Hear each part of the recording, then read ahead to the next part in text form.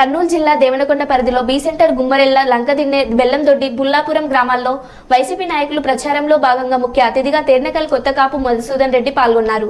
ఈ సందర్భంగా మీడియాతో ఆయన మాట్లాడుతూ ఏ గ్రామానికి వెళ్లినా ప్రజలు మాకు బ్రహ్మరథం పడుతున్నారని, జగనన్న చేసిన మేళాలు మేము మర్చిపోలేమని ప్రజలు మాపోతున్నారని తెలిపారు.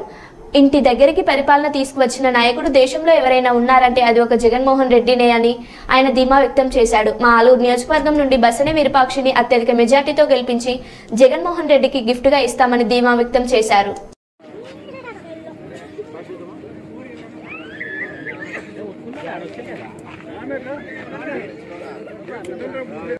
2024 ఎన్నికల్లో భాగంగా ఈరోజు మొట్టమొదటి రోజు బెల్లందొడ్డి అనే గ్రామాన్ని సందర్శించినాము. ఎన్నికల ప్రచారంలో భాగంగా బ్రహ్మాండంగా జనాలు జగనన్నని బ్రహ్మరథం పడుతున్నారు. మళ్ళీ జగనన్నే రావాలని అందరూ ప్రజలు కూడా కోరుకుంటున్నారు. చాలా బ్రహ్మరథం అయితే బ్రహ్మాండంగా పడుతున్నారు. జగన్మోహన్ రెడ్డి అన్న చేసినటువంటి సంక్షేమ పథకాలు జనాల్లో జీర్ణించుకుపోయినాయి. బ్రహ్మాండంగా అందరూ కూడా మళ్ళీ ఎప్పుడెప్పుడు ఎలక్షన్లా ఎప్పుడెప్పుడు వస్తాయన్నట్టు ఎదురు చూస్తున్నారు. రాగానే జగన్ అన్న ఫ్యాన్ గుర్తుకే ఓటేస్తామని చెప్పేసి అందరూ ప్రత్యేకంగా చెప్తున్నారు. గ్రామాల్లో వీధుల్లో అందరూ బ్రహ్మాండంగా చెప్తున్నారు. ఆయన చేసిన సంక్షేమ పథకాలు పెన్షన్ అయితే అయింది, అమ్మఒడి అయితే అయింది, నవరత్నాల్లో అన్ని భాగాలు, విద్యా వసతి అయింది.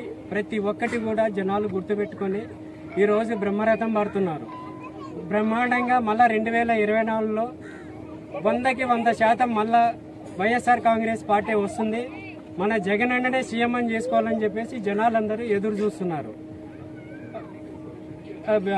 తర్వాత విరూపాక్షన్న 100% గెలుస్తాడు. 30,000-40,000 మెజార్టీతో గ్యారంటీ గెలుస్తాడనే ఉద్దేశం అందరిలోనూ కనపడుస్తుంది. మేము అబ్జర్వ్ చేసిన ఇదైతే బ్రహ్మాండంగా జనాలైతే విరూపాక్షన్నకి మంచి మెజారిటీ ఇస్తారనే ఉద్దేశంతో జనాలు చెప్తున్నారు. అంటే మీరు ప్రజల ముందుకు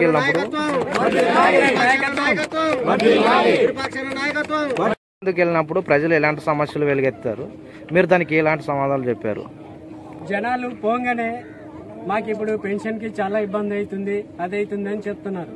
కానీ ఇంతకుముందు జగనన్న తెల్లారేపాటికి ఇంట్లో డబ్బులు ఇస్తుండే, ఇప్పుడు ఈ రెండేళ్ల నుంచి మాకు బాగా ఇబ్బంది అవుతుందని చెప్తున్నారు. సో వాళ్ళు అడిగిన దానికి కూడా మేము సమాధానం చెప్పాము.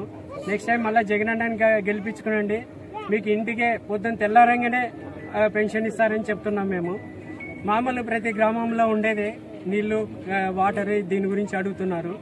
అది పెద్ద ఇదేమి కాదు. మేమందరం వాళ్ళకి సమాధానాలు చెప్పుకుంటూ వస్తున్నాము. కానీ అందరూ జనాలందరూ అయితే చాలా సంతోషంగా, సంతృప్తిగా జగనన్న పాలన అంటే ఇలా ఉండాలి, మళ్ళీ ఆయనే రావాలనే ఉద్దేశంతో అందరూ చెప్తున్నారు. గ్యారంటీగా విరూపాక్షన్నకి మంచి మెజారిటీ ఇస్తారండి. మాకు సంతోషంగా ఉంది. మాకు గ్యారంటీగా జనాలు ఇస్తారు, గ్యారంటీగా మెజారిటీ ఇస్తారనే ఉద్దేశంతో చాలా ప్రజలు కూడా సంతోషంగా ఉన్నారు.